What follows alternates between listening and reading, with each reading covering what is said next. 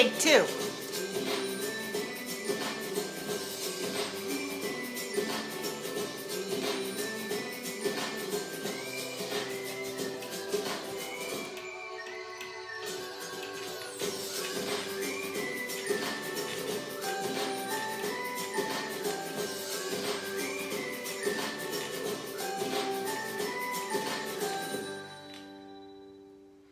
That seems like a good place to turn the music down.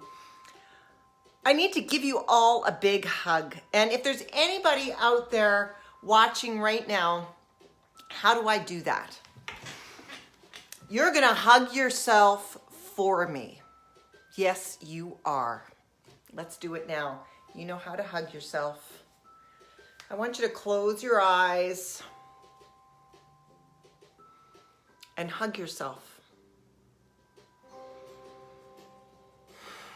Just take a minute. Seriously, I'm opening my eye. I want to see you guys hugging yourself out there. It's Bill Let's Talk Day. It's Mental Health Awareness Day. And some of us are in our houses alone or with very little connection, very little human contact. It actually feels really good.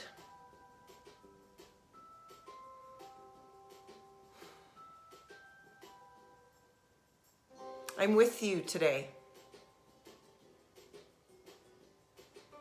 I'm holding you with me today. I am here for you today.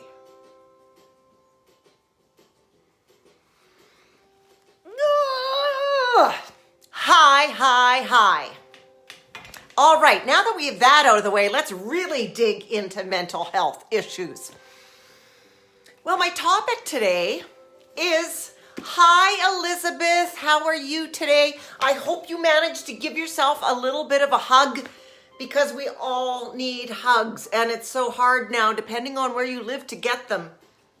And this is what you call relying on yourself. This is what is called having to tap into yourself to meet your own needs. And it's okay. I almost cried there, I really did, because I actually can't remember the last time I hugged myself either. But it felt really good, and I'm gonna do that again.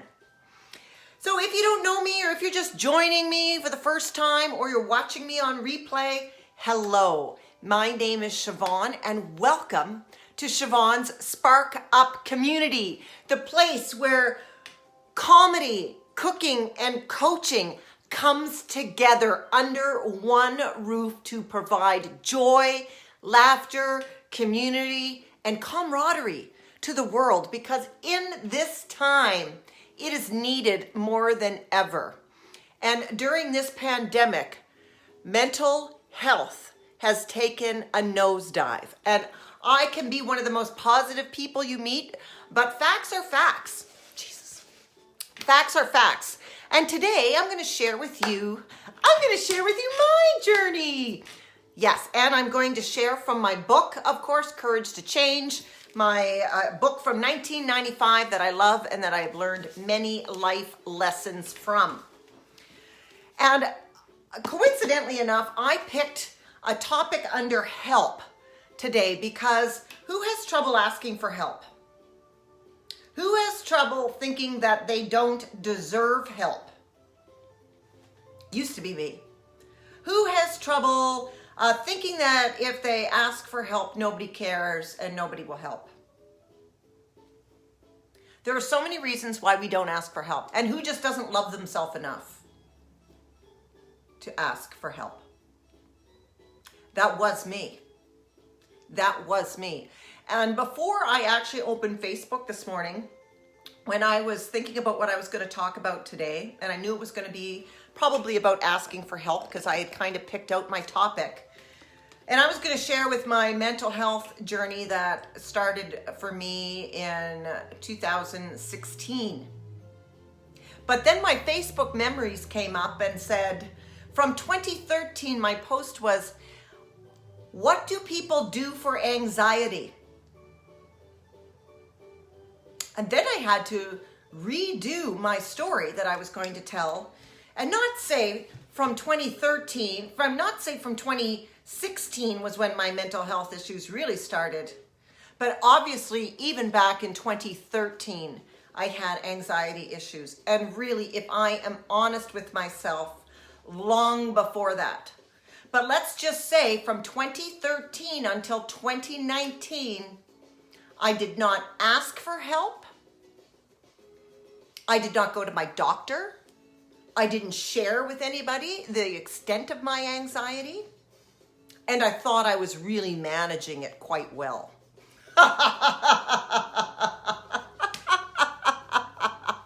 Now that's funny right there. And you want to know why? Because I wasn't managing it by myself at all. And I was too ashamed to ask for help.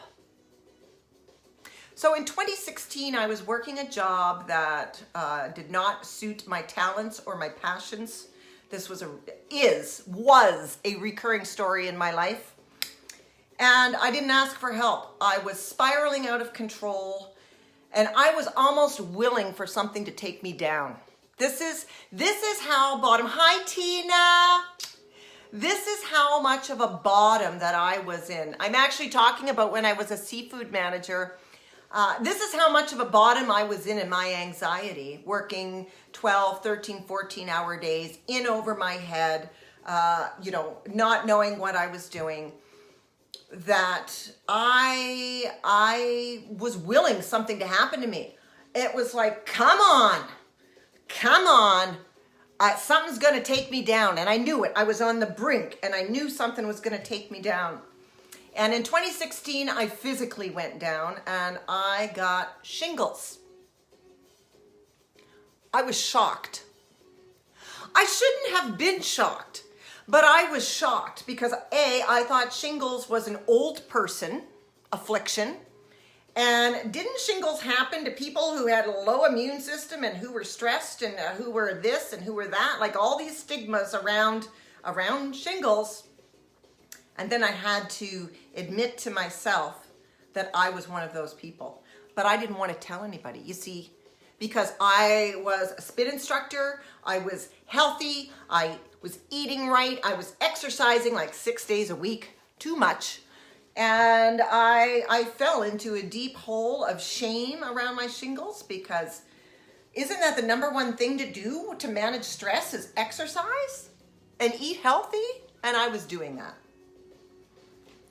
Long story short, I got out of that. I didn't go on medication.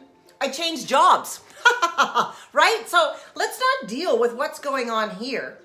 Let's just change my environment and let's just take all this and let's just move it into another environment. So I got out of retail and went into a desk job. Again, not following my passions, not looking at what my dreams were, not following my gifts or talents. And I put myself into a tiny desk job where I spiraled again. For 2 years, I spiraled and struggled in the position that I had in an office until I had a breakdown at work. And I actually told somebody at work in front of everybody, a senior staff member, to fuck off in the middle of the office. And I was so in my anxiety and my shit that I walked through the office saying, I just told this guy to fuck off. Someone come fire me now. Yeah, pretty low. That was pretty much of a low for me. And I didn't tell anyone that story for a long time because, again, hello shame. I was embarrassed that I could go that low in my anxiety. And I finally asked for help. I finally went to my doctor. I actually called my sister and I said, I am out of control. And my sister said, you need to go to your doctor. And I did. And then I really started in earnest looking at my mental health and then talking to everybody about it because nobody was talking about it. So here I am, smashing stigma, talking about it, all dressed up, funny and funky because, hey, that is who I am. Hey, Yolande, that is who I am. And if you can't have a little lightness, and especially me, because I'm the comedian coach, I'm the fun coach, I got to stay true to myself, and I want to let people know that it is okay to have mental health issues, and it's okay to ask for help. So that in a nutshell is a little bit about my mental health journey, and here I am today. I'm on medication, and I just waved back. And I actually even, I was trying to get myself off of my medication, and I was going down in my dosage, and I went down from, a certain amount of milligrams to another amount of milligrams. I was doing good, and then I thought, hey, I'm going to go down even further, and I struggled. I was down on minimum dosage, and I was struggling like hell. And again, full of shame that once again, I could not function 100% without medication. So fucking need to be ashamed of that. There is no need. If you had diabetes and had to give yourself insulin, would you be embarrassed by that? If you had cancer and had to go get radiation, would you be embarrassed and ashamed by that? But because I have an illness that nobody can see and I need medication for it, I had shame around that. And then I thought, God, I got to tell people this because I'm not alone. I know if I'm suffering from shame and embarrassment around mental health and my mental health issues, there's got to be a ton of people out there. So here I am. Let's read, shall we? So I know I'm jumping around. I got to tell you, I have had a big day. I have been online and going live. I did a cooking show today earlier with my colleague and friend Stephanie McPherson, who is CEO and chief operator of Da Frickin' Delicious Kitchen. We just did a cooking show, and I went live on another page, totally dressed like this, on a coaching page in a challenge that I'm on. Like, love me or leave me. That's all I can say. So let's read, shall we, about getting help, because this is what we're here for today, and especially timely with Bell Mental Health Day. Okay, here we go. I have no idea why the faucet in my bathroom started dripping. Handling the situation with great patience, I watched it drip and drip and drip. Sometimes I tried adjusting the knob, but I really expected it to just stop dripping by itself. Naturally, it didn't work out that way. The problem got worse and eventually did extensive damage. Finally, I had to call for help. Did I not just tell that story? I mean, she told it a lot more concisely with a metaphor about her dripping faucet, expecting to fix itself, right? You sit impatiently, you will the anxiety away, people tell you to breathe, people tell you to do this, and I've got lots of coping mechanisms now, and I actually now know how to breathe. Don't tell an anxious person, just breathe, if they don't know how to breathe. It doesn't work. I digress. Let's continue. I can't tell you how many problems I've handled this very way with just as little success. I no longer have to wait. Thanks to Al-Anon, I no longer have to wait for a situation to explode before I face it. One of the most useful tools has been sharing with other people.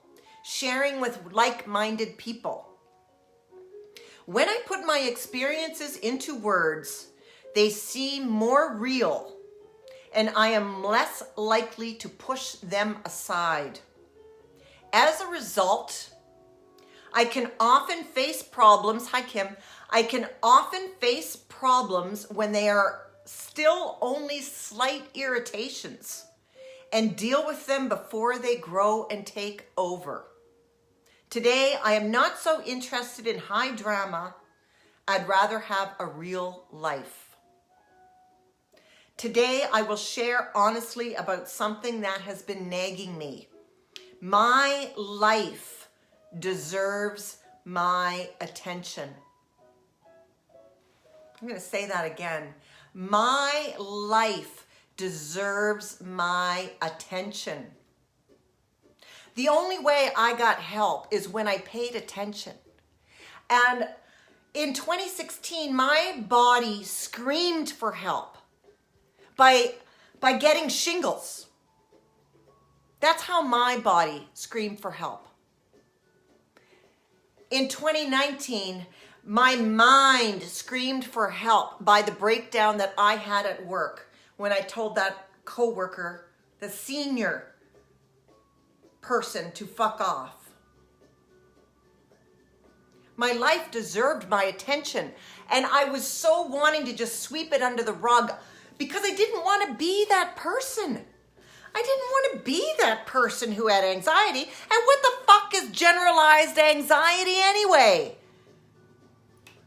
Being generally anxious about everything. Now that's fun, right? What can you do?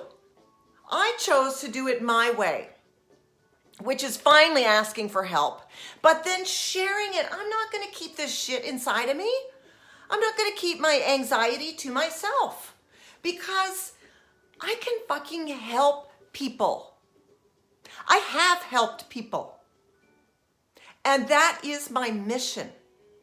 My mission is to help people overcome shame around mental illness, shame around health and wellness, shame around body, shame around what you're doing or not doing, shame in the busyness, shame in not being worthy. Like, this world is full of shame, and I am here today to help people remove that shame that they feel. Your life, I'm going to read this again. Today, I will share honestly about something that has been nagging me. My life deserves my attention. You know, there is nobody else in this world who is going to give your life as much attention as you. There is no one out there who is going to pay more attention to your life than you. And if you're not paying attention to your life, if you're not paying attention to the signs, if you're not paying attention to the illnesses and the ails and the hurts that your body is getting, then nobody's going to pay attention. Only you are going to pay, only you know what's going on inside. And I am here to provide a safe place for you. I am here to provide a listening place. I am here for you to provide. I've been there. I've been in the shame. I've been with the stigma. I've been looked at in weakness. I've been judged. And no more. I've been judged by me. More than anyone in this world, I bet. More than any other person has judged me, I have been my own worst judge. Have you been your own worst judge? I don't judge myself anymore. Life is too short, and I have too many gifts. We all have gifts. You have a gift, and you have a gift, and you have a gift, and you have a gift, and you have a gift. We all have gifts. It's time to use them. It's time to spread them around. And it's time to advocate for yourself. It is time. Your life deserves your attention. And what is your life trying to tell you today that maybe you're not paying attention to? Make that change today. Bell Mental Health Day. Bell Talk. Do you know Bell raised, you think, what's 5 cents a hashtag? Bell raised $7 million last year. This year we're in a pandemic. This year suicide rates are up. Drug addiction is up. Homelessness is up. Depression is up. It's all up. We need more. We need more of people like you. More of people like me. Yes, Kim.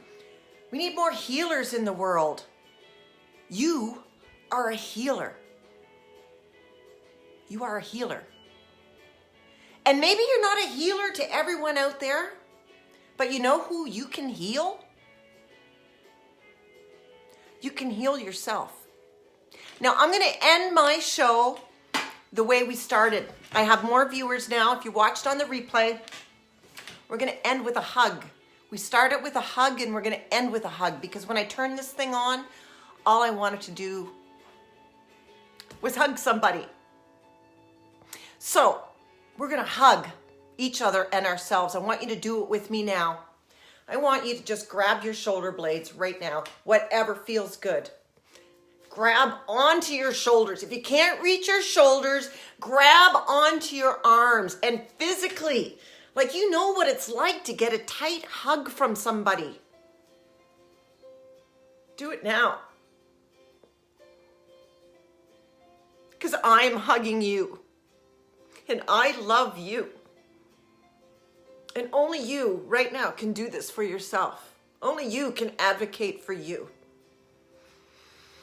I love me, I love me, I love me. Can you do that? Can you try to love yourself a little bit? And if you can't find those words, if you can't actually say, I love me, I can help you love yourself again. I can. Reach out to me today. I love you. Thank you for watching. I know I got a little passionate there, but passion is my fifth name, I think. My middle name, my fifth middle name. I don't know what it is. But thank you so much for joining me today. We have one more day of the thrilling 3 o'clock show with Siobhan. Yes, Kim, you love you. Yes, Stephanie, you love you. I know, Tina, you love yourself. And I know, Yolande, you love yourself. And Elizabeth, you love yourself. And whoever else is out there watching or on the replay, you are lovable, you are enough, and you are exactly who you need to be, and you are exactly where you need to be today. I love you all. I love you all. I love you all. I will see you tomorrow. I can't wait for day 5 of my lives. Tina, I love you too. It's a highlight of my day when I see you, when I come shopping. I love it.